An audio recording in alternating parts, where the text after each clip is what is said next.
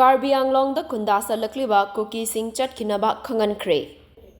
Karbi Autonomous Council ki Chief Executive Member Tuliram Ronghongna Karbi Anglong Da Khundasanlakliba Kuki Furup ki miyoi sing leihalloidabani haina akanba wafam fongdokhre. Manipur dagini haiba Kuki Furup ki miyoi kaya Karbi Anglong gi mafam kaya da khundasilakle. Karbi Anglong da imung chamngarom gi miyoi lishing ama henba sing changsilaktuna khundasilakle hairi. Loinana Karbi Hills ki mafam kaya da leisilakle haibagi chapchaba pau fangle hairi. Logi wangmada khundasilakliba sing Kudakta takthokadabani mari lainaba authority na hiramasida kudaki oiba thabak paikhatkadabani hainasu fongdorakli.